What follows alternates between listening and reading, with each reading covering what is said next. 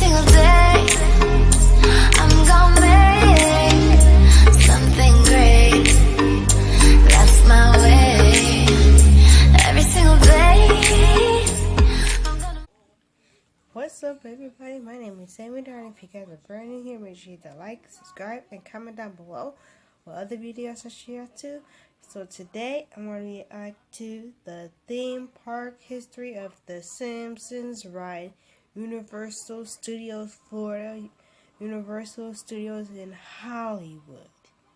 So let's get this video on the road. Let's go.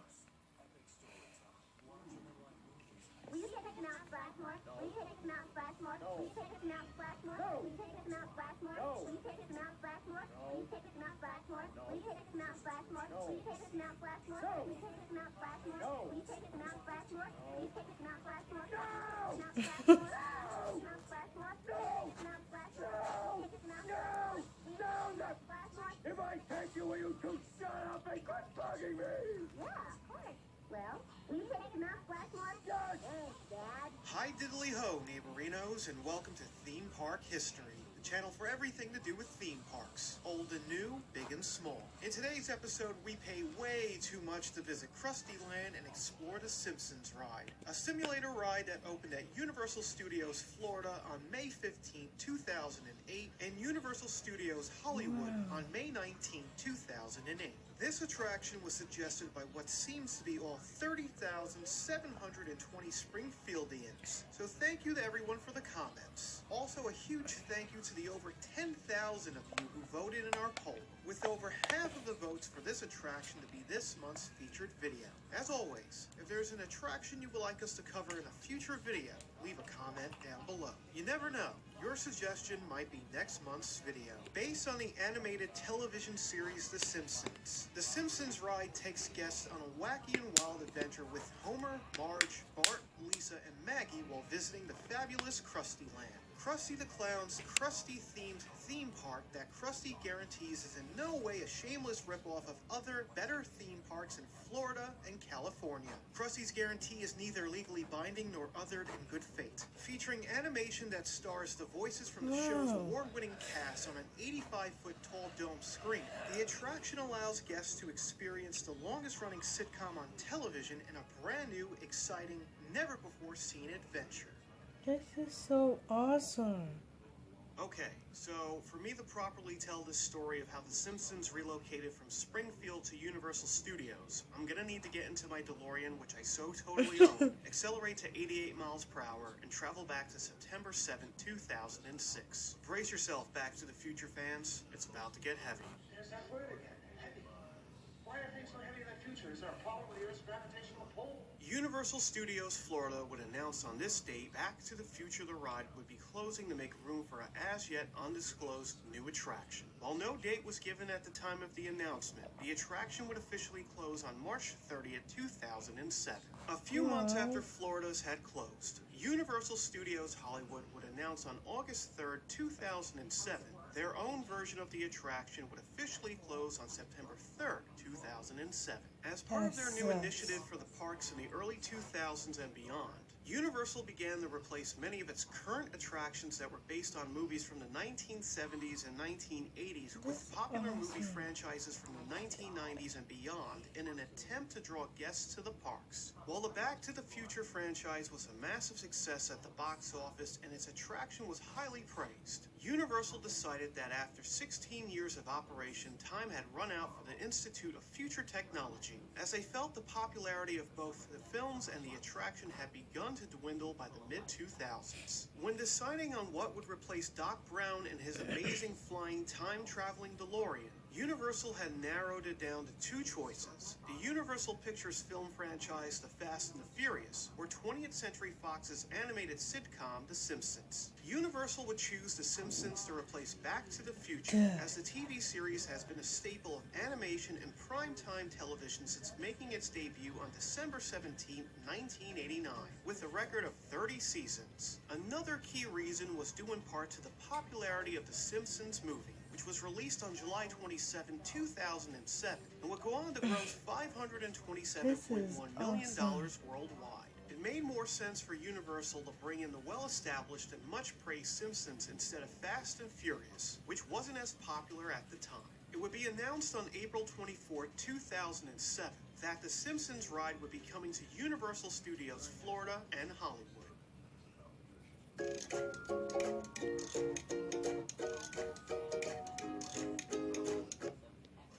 It's a technological marvel designed for speed and power like donuts. The Simpsons Ride, coming soon to Universal Orlando Resort.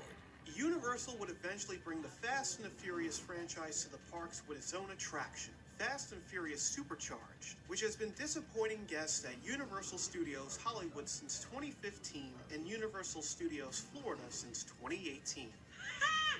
While The Simpsons would make their debut at Universal Studios in 2008, this wouldn't be the first time Universal attempted to bring the show to its parks. During the planning and development of Universal Orlando's second theme park, Islands of Adventure, Universal and 20th Century Fox began negotiations to give Springfield its very own dedicated area. However, the two sides could not come to an agreement and the idea was dropped. Universal would once again approach Fox in the late 1990s, this time to bring The Simpsons to Universal Studios Florida. This place sure has changed since Disney bought the rights to Cosmic Wars. The concept for the attraction would have been a dark ride around The Simpsons winning a contest to come to Orlando and would have satirized the area's theme parks, a concept that would later be revisited for the actual attraction. However, because of Fox's unwillingness to license the characters at the time, the idea was again dropped and instead Universal would go on to create Men in Black: Alien Attack, which opened on April 14, 2000. Planning for the attraction would start 2 years prior to its opening. The Simpsons creators James L. Brooks and Matt Groening,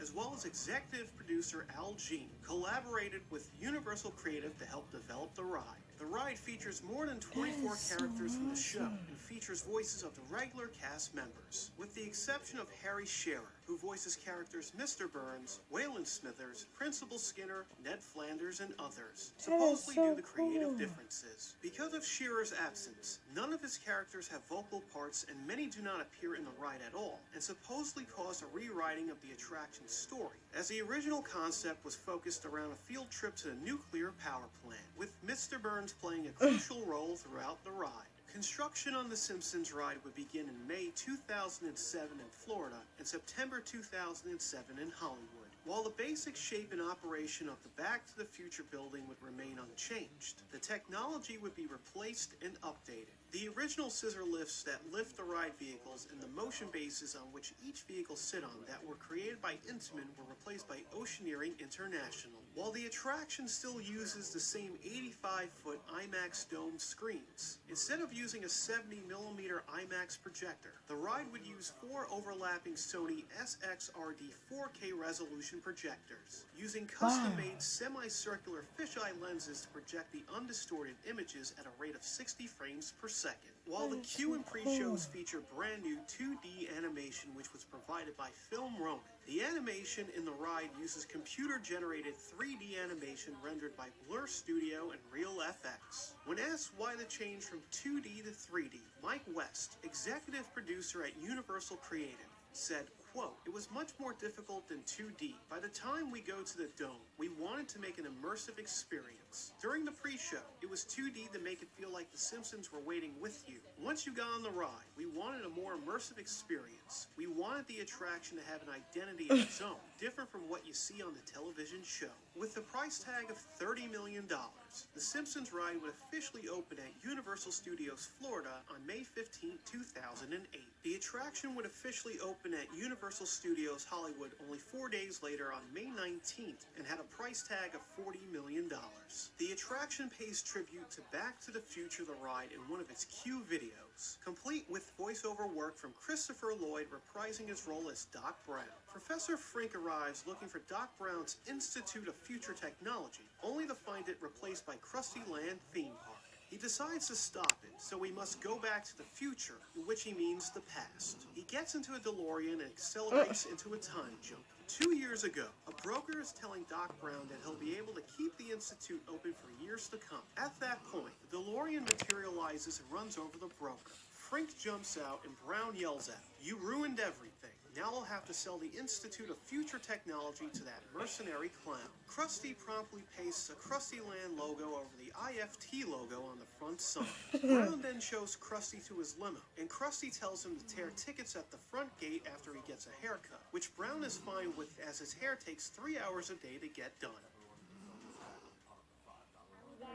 No. Are we there yet? No. Are we there yet? No. Are we there yet? No. Are we there yet? No. Are we there yet? No. Are we there yet? No. Are we there yet? No. Are we there yet? No. Are we there yet? No. Are we there yet? You little. Oh, I think we're there. Woohoo! Springfield comes to Universal Studios. It's the all-new Simpsons ride. Happy time. Don't miss it. Located in the Springfield section of the park at Universal Studios Florida and the Springfield Plaza at Universal Studios Hollywood, guests enter Krusty Land, Krusty the Clown's brand new low-budget theme park. Guests pass underneath a 32-foot tall head of the addiction-riddled smoking clown. The hell is that? Into the show building, where various television monitors display clips from the TV show, as well as new animated footage for Krusty Land. Once guests have reached the end of the queue, they enter Krusty's Carnival Midway. As guests enter the Midway, there are various booths on each side featuring characters from the show, including Patty and Selma, my dad Hans Moleman, groundskeeper Willie, and Apu, who are working at the park. Krusty appears, welcoming the guests and informing them how much longer the wait will be. Congratulations, the line's almost over. Only 45 more minutes. Just kidding. I have no idea how much longer it is. Krusty warns everyone that the psychopathic killer Sideshow Bob has escaped from prison and is rumored to be in the park, looking to finally get revenge on the Simpsons, who had foiled his plans in the past. Wanting everyone to completely forget about what terrible things might happen at the park if Sideshow Bob has his way, Krusty wants to pick the first family to go on his brand new most extreme thrill ride at the park. Thrill-tacular, upsy-downsy, spins-aroundsy, teen-operated thrill ride. Someone in a scratchy suit steps on Homer's foot, causing him to yell, "Go!" prompting Krusty to pick the Simpsons as the lucky family. Krusty tells them to pick another group to go with them on the ride, in which Bart chooses the guests to come along. Guests then enter the pre-flight funhouse by a Krusty crew member. While in the funhouse, guests see Krusty taking the Simpsons backstage as they pass by where all the wonder and imagination of the park is made, the nuclear reactor. Before they can board the ride, Maggie and Grandpa are told they aren't able to due to certain safety restrictions, as Maggie isn't tall enough and Grandpa having heart conditions that can be aggravated, which proves to be true as he suffers a heart attack, a stroke, and a massive aneurysm while trying to deny he has any heart conditions. Now stuck waiting on a bench, Grandpa suddenly falls asleep while Maggie crawls into the nuclear reactor room, causing her to grow larger. Krusty leads the Simpsons to the ride vehicle and tells them to enjoy the ride. Suddenly, Sideshow Bob appears, who's wearing a scratchy suit, knocking out Krusty and threatening the Simpsons to get into the ride. Bob was able to get around the park undetected after knocking out Barney with the churro, who was working at the park in the scratchy suit earlier. After watching a safety video featuring Itchy and Scratchy, guests enter into the main ride room and board the 8-passenger ride vehicle. Once guests have boarded the vehicle, Jeremy Friedman, better known as Squeaky Voice Teen, appears and ensures them that their comfort and safety are in the hands of a highly qualified teenager, but to keep the screaming down so he can study for a test, because if he doesn't get a C or higher, he'll be kicked out of the Audio-Visual Club. Jeremy's signal is cut off by Sideshow Bob, who tells the guests that he's taken over every area of Krusty Land and there's no place for them to be safe from him. Bob flips a switch from thrilling to killing, which causes the vehicle to rise out of the room to the top of the roller coaster, as the Simpsons are in front of them. The guest's vehicle bumps into the Simpsons, sending both down the roller coaster and starting the ride. The vehicle goes down various turns and drops before Homer gets hit by a wrecking ball controlled by Sideshow Bob, who smashes into the track and breaks it. The wrecking ball eventually breaks free and starts to chase Homer and the guests before eventually knocking both of them off the coaster. The guests enter the Happy Little Elves and Panda Land attraction with Bart and Lisa, who believe they are now safe since they're on a K-ride. This isn't the case, as Bob appears, now in control of a massive animatronic panda bear, sending the guest vehicle along with Bart's and Lisa's crashing throughout the entire attraction. Guests then enter the Captain Dinosaur's pirate ripoff, joining Homer and Marge. After plunging down a waterfall, Bob appears as a projection on the second waterfall within the I would like attraction to go and on tells this everyone ride. to resist the temptations he has placed inside. Homer immediately ignores Bob's warning as he goes to grab a beer in the ride, which triggers a trap that destroys everything, causing Homer and the guests to exit out of the attraction and into Krusty's wet and smoky stunt show. With the entire Simpsons family now reunited, they try to escape the attraction before Bob can finish them off, as the guest's vehicle follows them after being tied to a killer whale that Lisa is riding. With nowhere to run, Bob confronts the Simpsons and cuts a hole down to hell. Before the Simpsons and the guests can meet their demise, Maggie, who is now giant-sized after entering the reactor room, appears and grabs Bob. Maggie slams Bob into the guest's vehicle, knocking it into the hole. Before it can reach the depths of hell, Professor Frink arrives at the last moment and saves the guests. Bob steals Maggie's pacifier and tells her in order for her to get it back, she must destroy Springfield. Guests then travel through Springfield with many references to the opening sequence of the TV show. The guests encounter Maggie again, who mistakes their vehicle for a brand new pacifier and sucks on them repeatedly before spitting them out. The vehicle gets spit out onto the overhead power lines and catapults guests into the Simpsons' house by crashing right through the garage. The Simpsons believe they are now safe back on their couch until King and Kodos appear, who have turned the house into Krusty's death drop.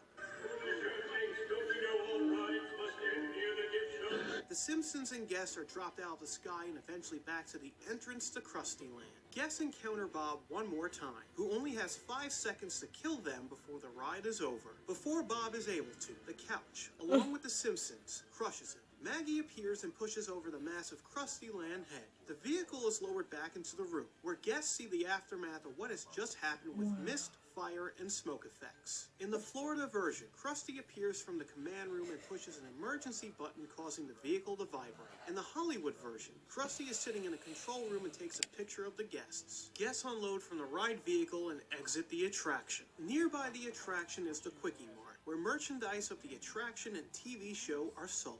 The 4-minute, 30-second attraction has been well received with guests since opening, as many have praised the ride's theming and visuals, along with its story as one of the most well-written ever for an attraction, capturing the same tone as an episode from the TV series. While the attraction is a must-ride for anyone who is a huge fan of The Simpsons, its reception among Universal theme park fans has been less than stellar, as many feel the attraction isn't a worthy successor to Back to the Future the ride and has already become outdated after only 10 years, due in part to just being a re-theming of the original attraction without any major upgrades. On July 14, 2008, the Universal Studios Florida version would host the 1 millionth rider, reaching the milestone faster than any other attraction at the resort until Harry Potter and the Forbidden Journey would break the record in August 2010. The Simpsons ride would go on to win the 2008 Thea Award for Outstanding Achievement of an Attraction by the Themed Entertainment Association.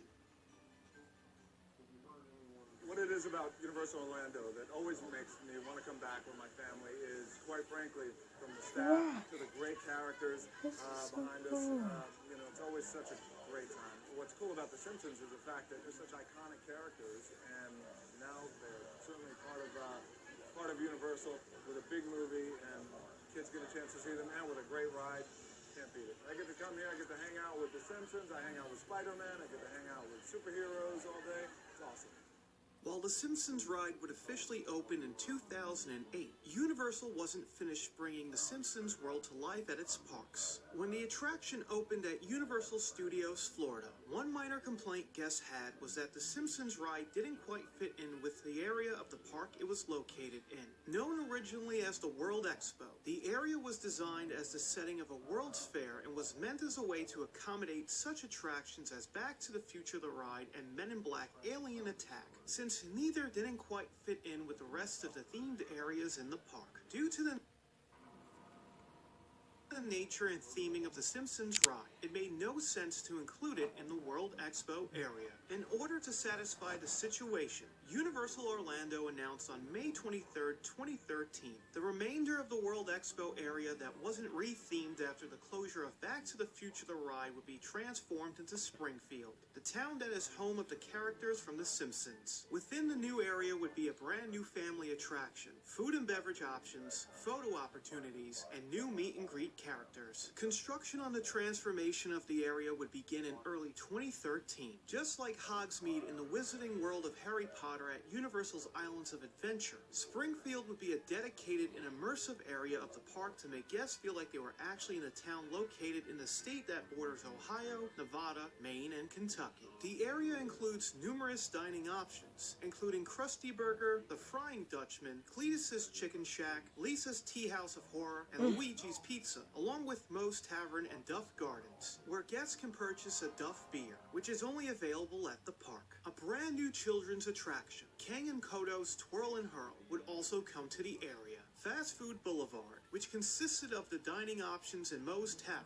would open as the first phase of the expansion on June 1st, 2013. A second phase consisting of Lard Lad Donuts, Duff Gardens, Phineas Q Butterfats, and Bumblebee Man's Taco Truck would open on August 2nd, 2013, and Kang and Kodo's Twirl and Hurl would open on August 11th, 2013. Reception to the new area of the park was met with positive reviews, as the theming and immersiveness makes guests feel like they're actually in Springfield, and a breath of fresh air to the area of the park that was lacking any direction after Back to the Future the ride had closed. Just like Florida's, Universal Studios Hollywood would open its own Springfield-themed area on May 13, 2015. On June 20th, 2018, it was announced the Walt Disney Company had come to an agreement to acquire 21st Century Fox for $71.3 billion, with the deal becoming official on March 20th, 2019. The Simpsons, which is owned by 20th Century Fox and is included as part of the deal, is now part of the Walt Disney family. That is awesome.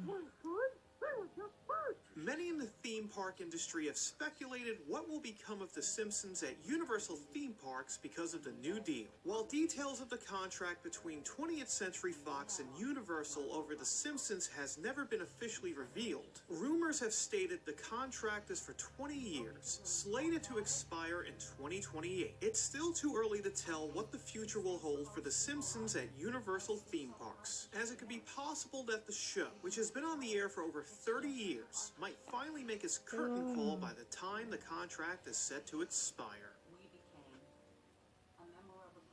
The Simpsons ride is a showcase of over 30 seasons of characters, storylines, and humor that has made the TV show so widely popular all around the world. The attraction is a must-ride for any Simpsons fan, as its story and setting feels like straight out of an episode, joining Homer, Marge, Bort, Lisa, and Maggie in an experience designed to duplicate the Simpsons home viewing experience, only at high speeds and with lots of screaming. While there's no knowing when the show and attraction will eventually call it quits for good, there's no denying how important the Simpsons have been in both the television industry and at Universal Studios theme parks. So that is the theme park history of the Simpsons ride. As always, thank you for watching the video and supporting the channel. Don't forget to like this video, subscribe to the channel. If there's any attraction you would like us to cover in a future video, leave a comment down below. So, if you guys love this video, please give me a thumbs up, like, subscribe, and comment down below what other videos to show y'all to. I want to go back to Universal Studios and go on the Simpsons ride. I absolutely love Florida and Universal Studios. I love Busch Gardens, but these, you guys, if you guys live in Florida, you guys gotta go to Universal Studios and ride all these rides, especially the Simpsons ride. I hope you guys have a wonderful day. Please give me a thumbs up, like, subscribe, and comment down below what other videos I share too. Every single day, I'm gonna make